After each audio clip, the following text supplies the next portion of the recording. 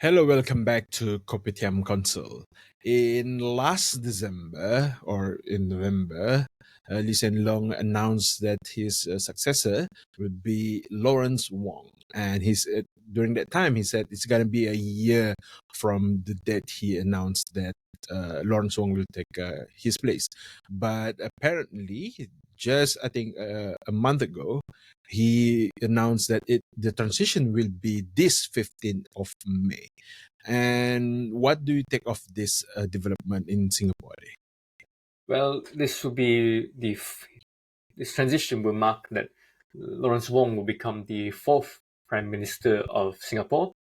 And you can see in the past year he has taken even 2 or 3 years, he's taken up a lot of responsibilities within the PAP and within the Singapore government. Currently he holds the position of the Finance Minister, which is always a huge portfolio that sets you up for a lot of responsibility and a lot of experience in terms of transitioning over to becoming the Prime Minister. Very vaunted position, which a lot of people's perceptions and a lot of people's minds thought that the position is mostly held by the Lee dynasty, by Lee Kuan Yew and then his son Lee Hsien Loong.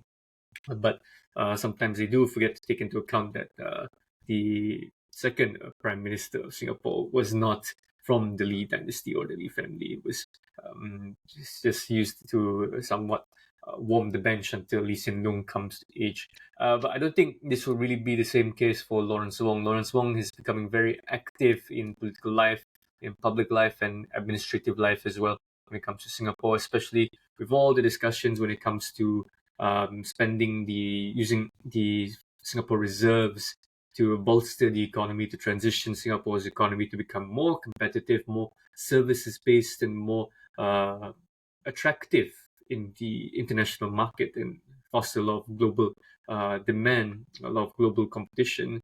We've already seen with the use of the COVID relief fund suddenly being used to attract a particular pop star from the USA over, denying all the other Southeast Asian countries to enjoy such a great and fantastic show. So you can see that Taylor Swift. we can see that Lawrence Wong here definitely, or even the current government of Singapore right now, knows where their priorities are, way ahead of a lot of the other countries in Southeast Asia. And I think this is what marks a very interesting time in Southeast Asia, because I think me and Haffiz said it before a lot of times that this kind of, how do you say, period in Southeast Asia is very reminiscent of the 1990s. A lot of familiar faces and familiar names coming back to the 1990s, and in a way, Singapore's fourth prime minister kind of mirroring a similar sentiment as the second prime minister of Singapore. It kind of the prediction is kind of on track right there. But what do you think of Lawrence Hafiz? Well, he's definitely a man that rise up to the top really, really quickly, apparently, because he just started officially joining politics in 2011, 2012. So that's in the politics. It's especially Malaysian politics context. I think that's very in infancy period. What 10 years in politics, 10 or 12 years in politics, you are a baby. Look at how certain politicians in Malaysia, even though they're already 40 years, but the things that they come out from their mouth, it's totally from the abyss. Lawrence, on the other hand, as a character, I think is very. I mean, this is typical Singapore. It must be from Ivy League graduates, and very, very well also under pressure, which is displayed very well, like you mentioned, during the COVID time, how he excelled as a trade minister, I think, at the time, and then become a deputy prime minister since 2021 or 2020. So I think he's shown that he is capable of handling not just COVID related tasks, but also ultimately become a prime minister of Singapore. But we need to remember that Lawrence Wong is not the first so-called the first candidate to replace Lee Hsien Loong. The first one is Heng Swee Kiat, if I'm not mistaken. His name is. He's, I think, a deputy of prime minister. that, but I think in 2021 he cited that due to age, he is not pursuing his interest to be prime minister. So this is, if you look from bird's eye view, this is sort of like very systematic, good planning. It's like what what Singaporeans do when we don't see them on television. It's like what all they do is planning, like studying, planning, studying, planning. Everything steps that they put is like already like 3, 4, 10 steps ahead of other people's, especially in this region. So when it comes to succession, I will mention in the previous video that how it can very chaotic for Malaysia. Like we had uh, 3 prime minister in the last 4 years, but Singapore only had 3, and 2 of them came from the same family, like you mentioned. So I think it's very, yeah, I mean, I can understand why people would say like, hey, this Singapore belongs to a dictator or autocratic Lee dynasty. But at the same time, what's not to like if you're a Singaporean? Everything's well in order. It's regarded as one of the most developed economy in not just in this region but in the world as well. Happiness index, the PISA science and mathematics ranking way go through the roof. Singapore is good for another 50 years under whoever's, maybe Wong's dynasty, if you want. So Lawrence Wong here will not pivot Singapore into different uncharted territory, if you may. But this is a known territory by Singapore. Singapore already known this. Lawrence is just there to warm the seat and as a uh, physical leader, so that because someone is needed there. It's But I think more importantly, Singapore is on autopilot. Whoever is the prime minister will do pretty much the same thing, except maybe 1 or 2 small or minor policies. But in terms of big policies, foreign policies, for example, like I think Vivian, think the other day when he talked about how Singapore has a view on Hamas. It's just the same. Like they treat everyone equally, and sometimes Singapore is seen to sided with Israel, but that's not true because in terms of economically speaking, Singapore trade with all other nations. Singapore cannot afford to be to picking sides because they are very tiny country with not a lot of natural resources. So they have to be clever with their whoever they make friends with. And Singapore, in I think in Lawrence, maybe 100 days, we can see how whatever being laid to him previously by current now Prime Minister Lee Hsien Loong will be continued. No question whatsoever. So there's nothing can be too excited for us to expect. Is there gonna be a change? Is there gonna be uh, maybe a U-turn? So, like you said, yeah, Singapore is very, very well. It's a template for them to create another leader. Yeah, but I think in this case, right, Lawrence kind of, how do you explain it, differentiates himself by trying to appeal to a lot of Gen Z and millennial audiences, like him suddenly taking on this persona where he's busking around with his former uni roommate playing the guitar, and then making it all about how he's had a whole hobby about playing the guitar and other musical instruments. I think he's going to try leverage on the fact that social media is becoming a very important tool in terms of communicating your brand, your policies, and what do you actually stand for. And knowing that Singapore has a strong monopoly over the media and other kinds of platforms to send out all these kinds of messages, will we see a new social experimentation of the island city state? Because definitely they're taking a lot of inspiration and cues from Indonesia, who is using a lot of TikTok, Facebook to make sure that a lot of candidates there are, how do you say, getting their message across. So maybe Lawrence will be a bit more, how do you say, hip with the crowd, with the in crowd, I guess, whatever people like to call it these days, pandering over to younger people. Um, but at the same time, it is definitely, I think the Lee Hsien Loong will not retire so quietly. It's hard for some political leaders to just retire and just forget about everything, especially when Lee Hsien Loong's been prime minister for almost 20 years. Yes, coming to 20 years exactly this year. Definitely still will carry a lot of influence and a lot of weight. It's kind of like over here in Malaysia, even though Dr. Sri Najib Razak is no longer the prime minister, his name still carries a lot of weight, a lot of legitimacy, and would carry a lot, would definitely benefit whoever he is backing. Should in case that he is half 50% discount pardon is finished, he definitely still have a lot of support. And I think Lee Hsien Loong is no different in this regard.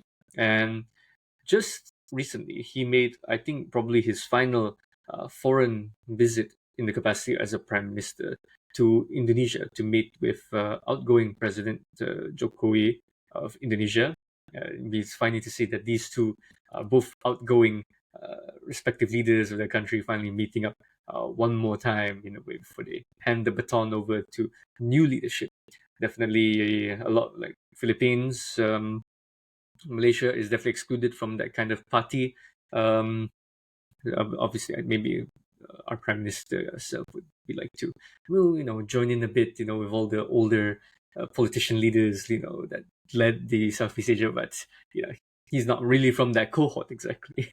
But what is interesting also to point out is that Lawrence, I think, definitely, I think, don't think there's, of course, you mentioned a lot of candidates, but I think the fact that he handled the COVID crisis very, very well, with Singapore having the lowest infection rate, was a huge achievement, and definitely something that would leave on his legacy, even should he, like, in the odd circumstance that it doesn't become prime minister. That is something that cannot be taken away.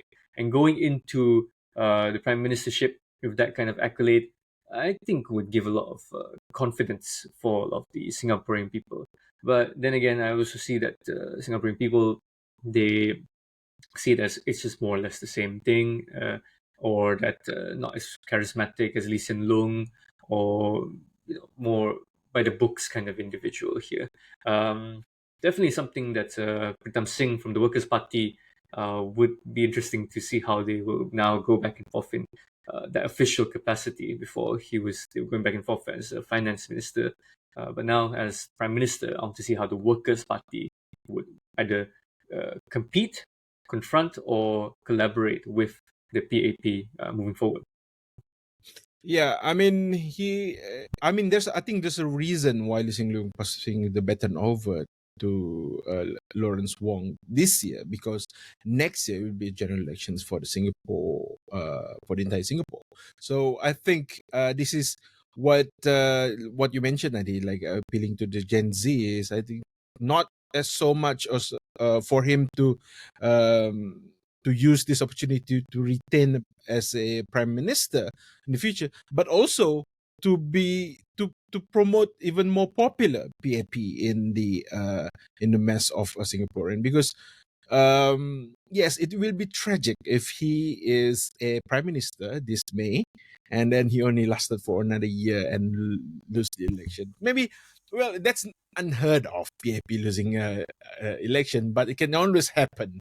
So especially when you feel very complacent, and the Gen Z, an untapped for him, an untapped market for him will be lost. So I think that's what the analysts have been saying, that in order for him to have a stronger grip on the premiership, yeah, appealing to a younger generation, especially Gen Z, it's much needed, as well as conquering the social media, as pretty much that Lin Hsien Loong never really took off, because there's no motivation for him to do it. So there's a new, younger, fresher politicians, and as well prime minister, that he might want to fill that void.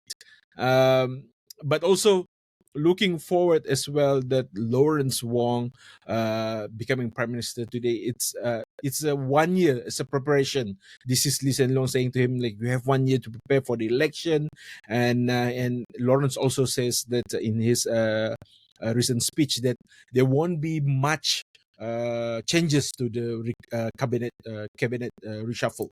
So we can expect a lot of people would stay in this portfolio. But of course, there are going to be changes, and then the how this duo, the president Shanmugam, that going to be, this is the duo that going to head Singapore into another 5 or 15 years ahead. So I think it's, again, I think, Adi, if you want to describe it, it's a very boring process.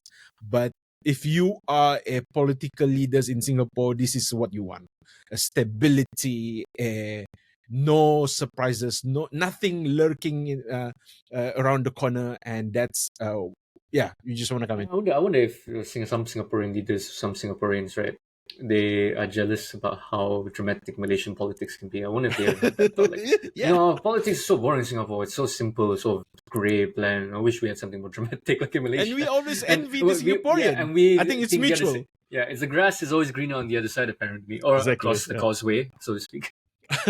Exactly. Mm. Yeah, it's over the causeway, and that remains to be top priority for them to, like in everything that they do, they're always 15 or 20 steps ahead of Malaysians. And yeah, policy wise, I also think like he is very competent as a. There's an obsession as well in Singapore where people with how do you say, like academic turns politicians that would wield very strong, how do you say, like educational background, but also these are the people that also proven themselves very efficient when it comes to politics as well. So these are the type of machinery that keep churning a lot of top quality politicians. And yeah, we as Malaysians 100% should be jealous and envy of this kind of how they can produce again and again top quality leaders. Yeah, so in a way, I think I wish Lawrence Wong the best. We still have 1 more month to go till he becomes prime minister, and I think whoever wanted to pick a bone or pick apart his leadership style, I think they are waiting for this moment. The moment he becomes prime minister for till the next election, this is their chance to really dig into him, say, proving that maybe he's not the right leader for this. But I think it's also the inverse is also very true. This is the best time now to show that he was, let's say, a one-hit wonder with the COVID management, that he can actually manage the country once given the reins of power in that regard. Already, he's, like I mentioned, he's very vocal with the budget, and in a way, I think he is setting the tone. But I think this was already discussed beforehand with the direction of the government. That I think with this transition leadership, it's also signify a new era of Singapore's trajectory. I think I've seen some people characterize each prime minister, right, always elevating Singapore to in a higher, but at the same time a bit of a different uh, level, in a different level, and it easily defines a lot of Singapore's eras. Like, you can definitely cut it up into eras, much like how we in Malaysia we like to label our prime ministers as the father of this or the father of that, right? Singapore, they don't actually do that, but you can definitely have it very characterized and properly defined in Singapore as well. And I think with Lawrence Wong, it's going to be a new era for Singapore, to see where it's like with the change of it's like this when if the change of leadership is very apt, considering that now there is a huge change in the global ecosystem, the global environment. And I think it's timely for Singapore to course correct or start to navigate a bit more closer to those changes there. So very interesting to see, and I would like to wish him all the best. And we'll definitely be still covering what Singapore is up to, what happens if Lawrence Wong becomes Prime Minister, and then we'll still be covering it over the Kopitiam Council here. So looking forward to that as well. Yes, good luck and all the best to Lawrence Wong as the new next Prime Minister of Singapore, the fourth Prime Minister of Singapore in so many years. And with that, that's it for this episode. Next up, we're gonna return back again to domestic issues. Recently, the announcement by the EPF, the pension fund for Malaysia, the announcement of restructuring the accounts coming right next.